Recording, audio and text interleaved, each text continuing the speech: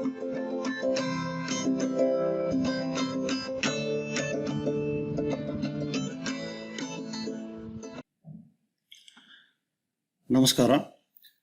Genius books ಕ್ಲಾಸಸ್ಗೆ ಸ್ವಾಗತ. ಇವತ್ತು ನಾನು ಮೆಂಟಲ್ ಎಬಿಲಿಟಿ ಕ್ಲಾಸ್ 3ನೇ ಕ್ಲಾಸನ್ನು ತಗೊಳ್ತಾ ಇದ್ದೀನಿ. ಹಿಂದಿನ 2 ಕ್ಲಾಸ್ಗಳಲ್ಲಿ ಕ್ಯಾಲೆಂಡರ್ಗಳ ಬಗ್ಗೆ ಸಾಕಷ್ಟು ವಿಷಯಗಳನ್ನು ತಿಳ್ಕೊಂಡಿದ್ವಿ. ಇವತ್ತು ಮುಖ್ಯವಾಗಿ ಜೂಲಿಯನ್ ಮತ್ತು ಗ್ರೆಗೋರಿಯನ್ ಕ್ಯಾಲೆಂಡರ್ಗಳ ಬಗ್ಗೆ ತಿಳ್ಕೊಳ್ಳೋಣ. ಹಾಗೆಯೇ 100 ವರ್ಷ ಅದು ಅಧಿಕ ವರ್ಷ ಅಲ್ಲ ಯಾಕೆ ಅನ್ನೋದನ್ನು ಕೂಡ ತಿಳ್ಕೊಳ್ಳೋಣ. ಈಗಾಗಲೇ ನಿಮಗೆ ಗೊತ್ತಿರೋ ಹಾಗೆ ಭೂಮಿ ಸೂರ್ಯನ ಸುತ್ತ ತಿರುಗೋಕೆ ತೆಗೆದುಕೊಳ್ಳುವಂತಹ ಕಾಲ 365 ದಿನ 5 ಗಂಟೆ 59 ನಿಮಿಷ 16 ಸೆಕೆಂಡ್ಗಳು. ಸೊ ಇದು ನೋಡಿ, ಇದು ಒಂದು ಪೂರ್ಣಾಂಕ ಅಲ್ಲ. ಇಲ್ಲಿ 365 ದಿನಗಳು ಮತ್ತು 5 ಗಂಟೆ 59 ನಿಮಿಷ 16 ಸೆಕೆಂಡ್.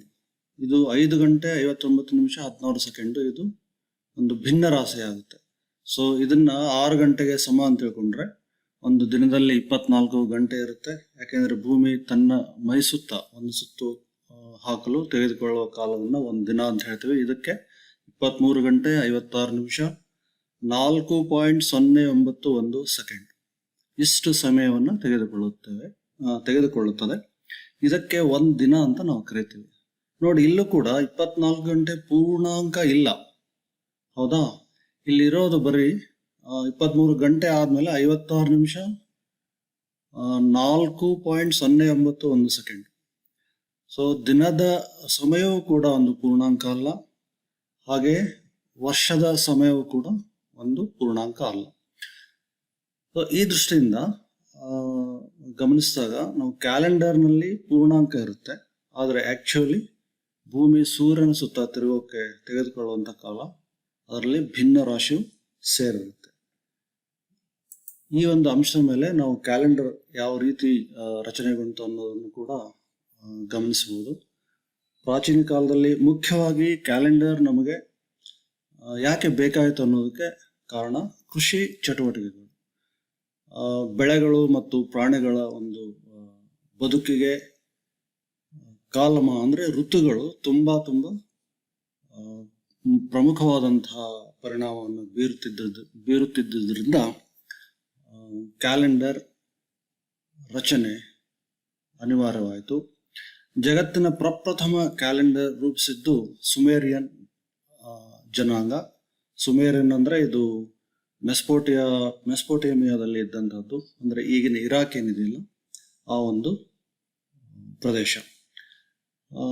ಅದಕ್ಕಿಂತ ಮುಂಚೆ ನಮ್ಮ ಭಾರತದ ಬಗ್ಗೆ ಹೇಳೋದಾದ್ರೆ ಋಗ್ವೇದದಲ್ಲಿ ಬರುವಂತಹ ಗಾಯತ್ರಿ ಮಂತ್ರ ಸೂರ್ಯನನ್ನು ಕುರಿತದ್ದಾಗಿದೆ.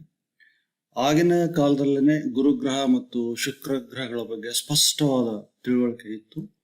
ಹಾಗೇನೆ ಯಜುರ್ವೇದ ಕಾಲದಲ್ಲಿ ಒಂದು ಸೌರ ವರ್ಷ ಅಂದ್ರೆ 365 ದಿನಗಳು ಮತ್ತು ಕಾಲು ದಿನಗಳಷ್ಟು ಹೆಚ್ಚಿನ ದಿನಗಳನ್ನು ಅದು ಹೊಂದಿದೆ ಎಂಬ ಅಂಶ ಕೂಡ ಆಗ ಗೊತ್ತಿತ್ತು. ವೇದಾಂಗ ಜ್ಯೋತಿಷ್ಯ ಅಂತ ಬರುತ್ತೆ. ಇದು ನಮ್ಮ ಭಾರತದ ಪ್ರಾಚೀನ ಖಗೋಳ ವಿಜ್ಞಾನದ ಪ್ರಪ್ರಥಮ ಒಂದು ಕೃತಿ ಅಂತಾನೆ ಹೇಳ್ಬೋದು. ಇದರ ಕಾಲ ಕ್ರಿಸ್ತಪೂರ್ವ 10ರಿಂದ 12ನೇ ಶತಮಾನ. ಇದರ ರಚನೆಕಾರ ಲಗಧ ಮಹರ್ಷಿ. ನೋಡಿ ಎಷ್ಟು ತುಂಬಾ ಹಳೆಯದು. ಈ ಒಂದು ಸುಮೇರಿಯನ್ ಜನಾಂಗಕ್ಕಿಂತ ಮುಂಚೆನೆ ನಮ್ಮ ವೇದಗಳ ಕಾಲಕ್ಕೆ ತುಂಬಾ ತಿಳುವಳಿಕೆ ಇತ್ತು. ಆದ್ರೆ ಇಲ್ಲಿ ವೇದಗಳ ಕಾಲ ಯಾವುದು, ಋಗ್ವೇದ ಯಾವುದು, ಯಜುರ್ವೇದ ಯಾವುದು, ಅದು ಯಾವ ಕಾಲದಲ್ಲಿ, ಅದರ ಕಾಲಮಾನದ ಬಗ್ಗೆ ತುಂಬಾ ಗೊಂದಲಗಳು ಇರೋದ್ರಿಂದ ನಾನು ಆ ಬಗ್ಗೆ ಹೆಚ್ಚಿನ ವಿವರಣೆಗೆ ಹೋಗಲ್ಲ. ಈಗ ನಾವು ಮುಖ್ಯವಾಗಿ ಗಮನಿಸಬೇಕಾದದ್ದು ಜೂಲಿಯನ್ ಕ್ಯಾಲೆಂಡರ್ ಮತ್ತು ಗ್ರೆಗೋರಿಯನ್ ಕ್ಯಾಲೆಂಡರ್ಗಳ ಬಗ್ಗೆ. ನಾವು ಈಗ ಬಳಸ್ತಾ ಇರೋದು ಇಂಗ್ಲಿಷ್ ಕ್ಯಾಲೆಂಡರ್ ಅಂತ ಹೇಳ್ತೀವಿ, ಇದು ಗ್ರೆಗೋರಿಯನ್ ಕ್ಯಾಲೆಂಡರ್. ಸೊ ಈ ಬಗ್ಗೆ ತಿಳ್ಕೊಳ್ಳೋಣ. ಗ್ರೆಗೋರಿಯನ್ ಕ್ಯಾಲೆಂಡರ್ಗಿಂತ ಮುಂಚೆ ಬಳಕೆಯಲ್ಲಿದ್ದದ್ದು ಜೂಲಿಯನ್ ಕ್ಯಾಲೆಂಡರ್. ಜೂಲಿಯನ್ ಕ್ಯಾಲೆಂಡರ್ಗಿಂತ ಮುಂಚೆ ಇದ್ದದ್ದು ಸಾಮಾನ್ಯವಾಗಿ ಎಲ್ಲ ನಾಗರಿಕತೆಗಳು ತಮ್ಮದೇ ಆದಂತಹ ಕ್ಯಾಲೆಂಡರ್ಗಳನ್ನು ಹೊಂದಿದ್ದು. ಉದಾಹರಣೆಗೆ ಈಗಾಗಲೇ ನಾವು ನೋಡಿದ್ವಿ, ಸುಮೇರಿಯನ್ರು ಮತ್ತು ಈಜಿಪ್ಷಿಯನ್ರು ಬ್ಯಾಬಿಲೋನಿಯನ್ರು ಮತ್ತು ಹಿಂದೂಗಳು ತಮ್ಮದೇ ಆದಂತಹ ಒಂದು ಕ್ಯಾಲೆಂಡರ್ ಪದ್ಧತಿಯನ್ನು ಹೊಂದಿದ್ರು. ಸೊ ಗಮನಿಸೋದಾದ್ರೆ ಇಲ್ಲಿ ಟಾಲಮಿಕ್ ಸಾಮ್ರಾಜ್ಯ ಅಂತ ಬರುತ್ತೆ. ಅದು ಕ್ರಿಸ್ತಪೂರ್ವ 305ರಲ್ಲಿ ಟಾಲಮಿಕ್ ಸಾಮ್ರಾಜ್ಯ ಸ್ಥಾಪನೆ ಆಯಿತು. ಇದನ್ನು ಸ್ಥಾಪನೆ ಮಾಡಿದವನು ಅಲೆಕ್ಸಾಂಡರ್ ದ ಗ್ರೇಟ್ ಅಂತ ಹೇಳ್ತೀವಲ್ಲ, ಆತನ ಸಹವರ್ತಿಯಾಗಿದ್ದಾತ. ಈತ ಉತ್ತರ ಈಜಿಪ್ಟ್ನ ಮೆಡಿಟರೇನಿಯನ್ ದಂಡೆಯ ಮೇಲಿನ ನಗರವಾಗಿದ್ದಂಥ ಅಲೆಕ್ಸಾಂಡ್ರಿಯಾವನ್ನು ಕೇಂದ್ರ ಮಾಡಿಕೊಂಡು ಟಾಲಮಿಕ್ ಸಾಮ್ರಾಜ್ಯವನ್ನು ಸ್ಥಾಪಿಸಿದ. ಸೊ ಇದು ಆಕ್ಚುಲಿ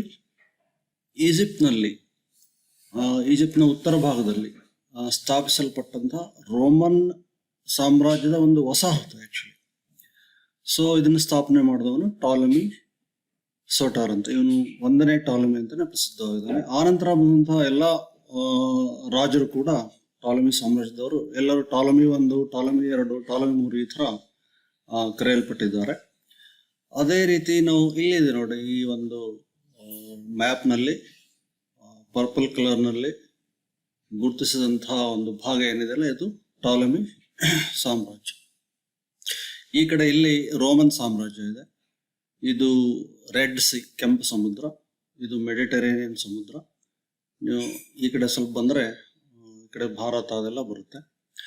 ಸೊ ಈ ಒಂದು ಟಾಲಮಿ ಸಾಮ್ರಾಜ್ಯಕ್ಕೆ ಕ್ರಿಸ್ತಪೂರ್ವ 51ರಲ್ಲಿ ಕ್ಲಿಯೋಪಾತ್ರ ಹಾಗೂ ಆಕೆಯ ಸಹೋದರ ಟಾಲಮಿ 13 ಇವರ ಜಂಟಿ ಆಡಳಿತ ಪ್ರಾರಂಭವಾಗುತ್ತೆ.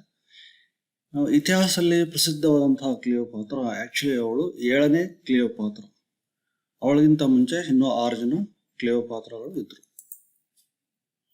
ಇದೇ ಸಂದರ್ಭದಲ್ಲಿ ನಾವು ಕ್ರಿಸ್ತಪೂರ್ವ 51ರಲ್ಲಿ ಕ್ಲಿಯೋಪಾತ್ರ 7ನೇ ಕ್ಲಿಯೋಪಾತ್ರ ಹಾಗೂ ಆಕೆಯ ಸಹೋದರ ಟಾಲಮಿ 13 ಇವರು ಆಡಳಿತವನ್ನು ಆರಂಭಿಸ್ತಾರೆ. ಇವರದು ಜಂಟಿ ಆಡಳಿತ. ಅದೇ ಸಂದರ್ಭದಲ್ಲಿ ಆ ಕಡೆ ರೋಮನ್ ಸಾಮ್ರಾಜ್ಯದಲ್ಲಿ ಏನಾಗ್ತಿರ್ತಂದ್ರೆ, ಜೂಲಿಯಸ್ ಸೀಸರ್ ಆತ ಅಧಿಕಾರಕ್ಕೆ ಬಂದಿರ್ತಾನೆ. ಅವನೊಬ್ಬ ಡಿಕ್ಟೇಟರ್ ಆಕ್ಚುಲಿ. ಸೊ ಆತನ ವಿರುದ್ಧ ಪಾಂಪಿ ಅನ್ನೋ ರಾಜನೀತಿಜ್ಞ ಹೋರಾಟ ನಡೆಸ್ತಾನೆ. ಆದರೆ ಜೂಲಿಯಸ್ ಸೀಸರ್ ಅಂತ ಬಲಿಷ್ಠನ ವಿರುದ್ಧ ಹೋರಾಡಲಾಗದೆ ಪಾಂಪಿ ಏನ್ ಮಾಡ್ತಾನೆ, ಅವನು ಟಾಲಮಿಕ್ ಸಾಮ್ರಾಜ್ಯಕ್ಕೆ ಆಶ್ರಯ ಕೇಳಿ ಹೋಗ್ತಾನೆ. ಅಲ್ಲಿ ಇದ್ದಂತಹ 13ನೇ ಟಾಲಮಿ ಅವರ ಅಂದ್ರೆ ಹಿಂದಿನ 12ನೇ ಟಾಲಮಿ ಏನಿರ್ತಾನಲ್ಲ, ಅವನು ಪಾಂಪಿಗೆ ಸ್ವಲ್ಪ ಸಹಾಯ ಮಾಡಿರ್ತಾನೆ ಹಿಂದೆ. ಆ ಒಂದು ಕಾರಣಕ್ಕೆ ಪಾಂಪಿ ಟಾಲಮಿಕ್ ಸಾಮ್ರಾಜ್ಯಕ್ಕೆ ಹೋಗಿ ಅಲ್ಲಿ ಟಾಲಮಿ 13 ಈತನ ಆಶ್ರಯವನ್ನು ಕೇಳ್ತಾನೆ. ಆದರೆ ಟಾಲಮಿ 13 ಅದಕ್ಕೆ ಒಪ್ಪಲ್ಲ. ಒಂದು ಯುದ್ಧದಲ್ಲಿ ಪಾಂಪಿಯನ್ನು ಸಾಯಿಸ್ತಾರೆ. ಈ ಕಡೆ ಜೂಲಿಯಸ್ ಸೀಸರ್ ಏನ್ ಮಾಡ್ತಾನೆ, ಪಾಂಪಿಯನ್ನು ಹುಡುಕೊಂಡು ತನ್ನ ನೌಕಾ ಸೇನೆಯನ್ನು ತೆಗೆದುಕೊಂಡು ಅಲೆಕ್ಸಾಂಡ್ರಿಯಾ ಪಟ್ಟಣದ ಹತ್ರ ಅಲ್ಲಿರುವಂತಹ ನೈಲ್ ನದಿ ದಂಡೆಯ ಮೇಲೆ ತನ್ನ ಶಿಬಿರವನ್ನ ಹೂಡ್ತಾನೆ. ಪಾಂಪಿಯನ್ನು ಹುಡ್ಕೊಂಡು ಬರ್ತಾನೆ. ಅವನಿಗೆ ಪಾಂಪಿ ಆಲ್ರೆಡಿ ಸತ್ತು ಹೋಗಿರೋದು ಗೊತ್ತಿರಲ್ಲ. ಸೊ ಅಲ್ಲಿ 7ನೇ ಕ್ಲಿಯೋಪಾತ್ರ ಮತ್ತು 13ನೇ ಟಾಲಮಿ ಇವರ ವಿರುದ್ಧ ಆತ ಯುದ್ಧವನ್ನ ಹೂಡ್ತಾನೆ. ಆ ಯುದ್ಧದಲ್ಲಿ ಅದು ಬ್ಯಾಟಲ್ ಆಫ್ ನೈಲ್ ಅಂತಾನೆ ಪ್ರಸಿದ್ಧಿ ಪಡೆದಿದೆ. ಅದು ನಡೆದದ್ದು ಕ್ರಿಸ್ತಪೂರ್ವ 47ರಲ್ಲಿ. ಸೊ ಅಲ್ಲಿ ಆ ಒಂದು ಯುದ್ಧದಲ್ಲಿ ಟಾಲಮಿ 13 ಅವನನ್ನ ಸಾಯಿಸ್ತಾರೆ. ಆ ವೇಳೆಗೆ ಜೂಲಿಯಸ್ ಸೀಸರ್ ಕ್ಲಿಯೋಪಾತ್ರಳ ಒಂದು ಸೌಂದರ್ಯಕ್ಕೆ ಮಾರುಗೊಂಡು ಆಕೆಯನ್ನೇ ಟಾಲಮಿಕ್ ಸಾಮ್ರಾಜ್ಯದ ರಾಣಿಯನ್ನಾಗಿ ಅವನು ಘೋಷಿಸ್ತಾನೆ.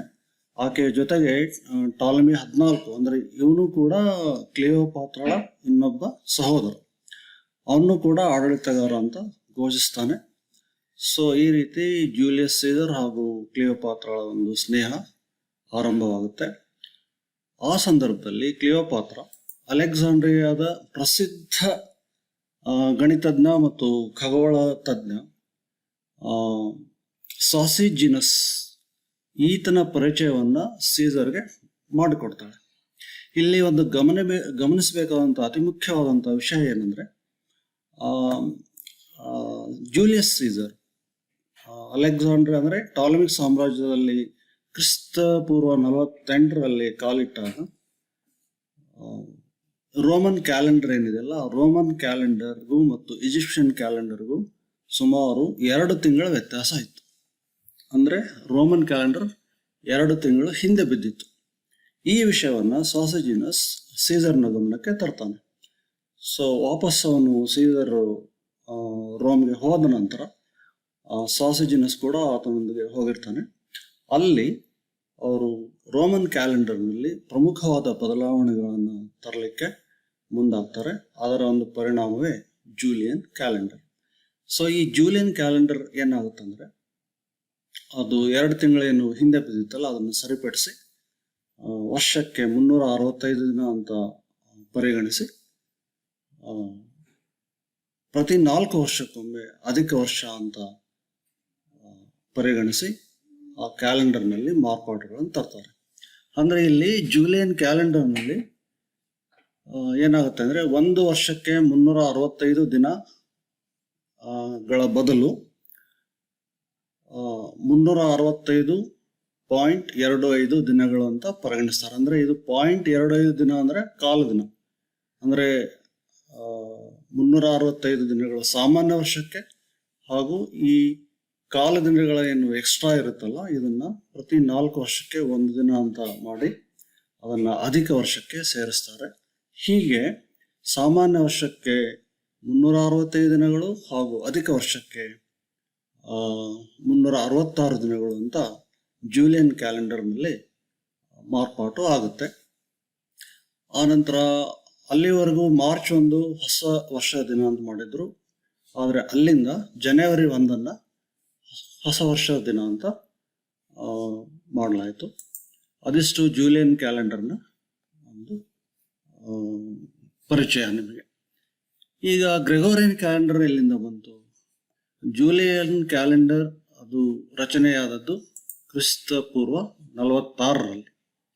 ಸೊ ಕ್ರಿಸ್ತಪೂರ್ವ ಇನ್ನೊಂದು ಇಂಟ್ರೆಸ್ಟಿಂಗ್ ವಿಷಯ ಏನಂದ್ರೆ, ಕ್ರಿಸ್ತಪೂರ್ವ 46 ವರ್ಷಕ್ಕೆ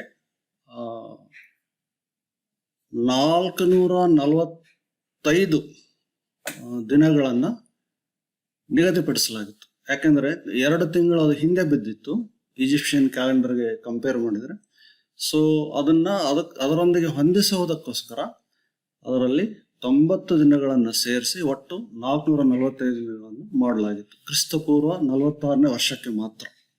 ಸೊ ಅಲ್ಲಿಂದ ಮುಂದೆ ಪ್ರತಿ ವರ್ಷ ಅಂದರೆ ಸಾಮಾನ್ಯ ವರ್ಷಕ್ಕೆ 365 ದಿನ ಮತ್ತು ಅಧಿಕ ವರ್ಷಕ್ಕೆ 366 ದಿನ ಅಂತ ಪರಿಗಣಿಸಲಾಗಿತ್ತು. ಸೊ ಮುಂದೆ ಈಗ ಗ್ರೆಗೋರಿಯನ್ ಕ್ಯಾಲೆಂಡರ್ ಅಂದರೆ ಏನು? ಇದು ರಚನೆಯಾದದ್ದು ಕ್ರಿಸ್ತಶಕ 1582ರಲ್ಲಿ. ಅಂದರೆ ಆಲ್ಮೋಸ್ಟ್ ಜೂಲಿಯನ್ ಕ್ಯಾಲೆಂಡರ್ ಸ್ಥಾಪನೆಯಾಗಿ ಆಲ್ಮೋಸ್ಟ್ 1600 ವರ್ಷಗಳ ನಂತರ ಇದು ಕೂಡ ಸ್ಥಾಪನೆ ಆಯಿತು. ಇದಕ್ಕೆ ಮುಖ್ಯ ಕಾರಣ ನೋಡಿ, ಸೂರ್ಯನ ಸುತ್ತ ಭೂಮಿ ಒಂದು ಸುತ್ತು ಹಾಕಲು ತೆಗೆದುಕೊಳ್ಳುವ ಸಮಯ 1 ವರ್ಷ ಅಂತ ಹೇಳಿದ್ವಿ. 1 ವರ್ಷ ಅಂದರೆ 365.25 ದಿನಗಳು ಇದು ಜೂಲಿಯನ್ ಕ್ಯಾಲೆಂಡರ್ ಪ್ರಕಾರ. ಸಾಮಾನ್ಯ ವರ್ಷಕ್ಕೆ ಇದು ಆಲ್ರೆಡಿ ಹೇಳಾಯ್ತು ನಿಮಗೆ 365 ದಿನ ಮತ್ತು ಅಧಿಕ ವರ್ಷಕ್ಕೆ 366 ದಿನ. ಆದರೆ ವಾಸ್ತವದಲ್ಲಿ ಏನಂದ್ರೆ, ಒಂದು ಸೌರ ವರ್ಷ ಅಂದರೆ ಭೂಮಿ ಸೂರ್ಯನ ಸುತ್ತ ಒಂದು ಸುತ್ತು ಹಾಕಲು, ಅದಕ್ಕೆ ಪರಿಭ್ರಮಣ ಅಂತ ಹೇಳ್ತೇವೆ, ರೆವಲ್ಯೂಷನ್, 365.25 ದಿನಗಳು. ಆಕ್ಚುಲಿ ಇಷ್ಟು ಬೇಕಾಗಲ್ಲ, ಇದಕ್ಕಿಂತ ಕಡಿಮೆ ಬೇಕು. ಅದನ್ನ 365.2423 ದಿನಗಳು ಬೇಕು. ಅಂದರೆ ಜೂಲಿಯನ್ ಕ್ಯಾಲೆಂಡರ್ ಒಂದು ವರ್ಷಕ್ಕೆ 365.25 ದಿನ ಅಂತ ಏನು ಪರಿಗಣಿಸಿತ್ತಲ್ಲ, ಅದು ನಿಜಕ್ಕೂ ವಾಸ್ತವದಲ್ಲಿ ಹೆಚ್ಚಾಗಿತ್ತು. ಅಂದರೆ ಅದು 0.01 ಇಷ್ಟು ದಿನ ಹೆಚ್ಚಾಗಿತ್ತು. ಇದು ಸಾಮಾನ್ಯ ಮೇಲ್ನೋಟಕ್ಕೆ ತುಂಬಾ ಕಡಿಮೆ ಅನಿಸುತ್ತೆ, ಆದರೆ 100 ವರ್ಷಗಳನ್ನು ಪರಿಗಣಿಸಿದಾಗ ಇದು 1 ದಿನಕ್ಕೆ ಏರುತ್ತೆ. ಹೀಗಾಗಿ ಪ್ರತಿ 100 ವರ್ಷಗಳಿಗೊಮ್ಮೆ ಸೂರ್ಯನನ್ನು ಸುತ್ತುವಾಗ ಭೂಮಿಯ ಮೇಲೆ ಇರುವಂತಹ ಒಂದು ಗೋಡೆ ಕ್ಯಾಲೆಂಡರ್ಗಿಂತ 1 ದಿನ ಹಿಂದೆ ಬೀಳುವಂತಾಯಿತು.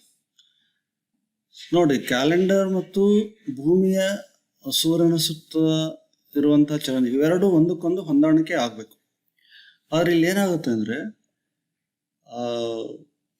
ಕ್ಯಾಲೆಂಡರ್ ಮುಂದೆ ಹೋಗುತ್ತೆ ಒಂದಿನ, ಅಂದ್ರೆ ಪ್ರತಿ 100 ವರ್ಷಕ್ಕೆ. ಆದರೆ ಭೂಮಿ ಒಂದಿನ ಹಿಂದೆ ಇರುತ್ತೆ. ಇದೊಂಥರ ಅಸಂಬದ್ಧ ಅನ್ಸುತ್ತೆ ಅಲ್ವಾ? ಅಂದ್ರೆ ಇದಕ್ಕೆ ಏನಾಯ್ತಂದ್ರೆ ಅವಾಗ ಈಸ್ಟರ್ ಆಚರಣೆ ಸಮಸ್ಯೆ ಆಯಿತು. ಯಾಕೆಂದ್ರೆ ಕ್ಯಾಲೆಂಡರ್ ಇರುವಂತಹ ದಿನಗಳಿಗೂ ಈಸ್ಟರ್ ಬರುವಂತಹ ಅದು ಋತುಮಾನಕ್ಕೆ ಸಂಬಂಧಪಟ್ಟಂತೆ ಸ್ವಲ್ಪ ವ್ಯತ್ಯಾಸ ಆಯಿತು. ಇದನ್ನು ಗಮನಿಸಿದಂತಹ ಚರ್ಚ್ನ ಕೆಲವು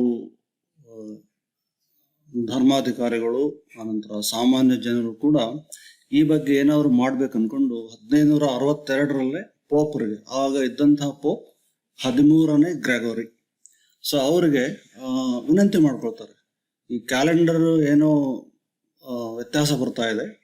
ಯಾಕೆಂದ್ರೆ ಈಸ್ಟರ್ ಹಬ್ಬ ಅದು ಹುಣ್ಣಿಮೆ ನಂತರ ಬರುತ್ತೆ. ಹುಣ್ಣಿಮೆ ಬರೋಕ್ಕಿಂತ ಮುಂಚೆನೆ ಒಂದೊಂದ್ಸರಿ ಬರ್ತಾ ಇತ್ತು, ಆನಂತರ ಹುಣ್ಣಿಮೆ ಆದ್ಮೇಲೆ ಬರ್ತಾ ಇತ್ತು. ತುಂಬಾ ವ್ಯತ್ಯಾಸ ಇದ್ದಿದ್ರಿಂದ ಇದಕ್ಕೇನಾದ್ರು ಮಾಡಿ ಅಂತ ಅವರು ಪೋಪ್ ಗ್ರೆಗರಿ ಅವರಿಗೆ ವಿನಂತಿ ಮಾಡ್ಕೊಳ್ತಾರೆ. ಈ ಬಗ್ಗೆ ವಿಚಾರಣೆ ನಡೆಸಿದಂತ ಪೋಪ್ ಗ್ರೆಗರಿ ಸುಮಾರು 20 ವರ್ಷಗಳ ನಂತರ, ಅಂದ್ರೆ 1582 ಅಕ್ಟೋಬರ್ನಲ್ಲಿ ಒಂದು ಹೊಸ ಕ್ಯಾಲೆಂಡರ್, ಅಂದ್ರೆ ಜೂಲಿಯನ್ ಕ್ಯಾಲೆಂಡರ್ಗೆ ಒಂದಿಷ್ಟು ಮಾರ್ಪಾಡು ತಂದು ಹೊಸ ಕ್ಯಾಲೆಂಡರ್ ಮಾಡೋಕೆ ಮುಂದಾಗ್ತಾರೆ.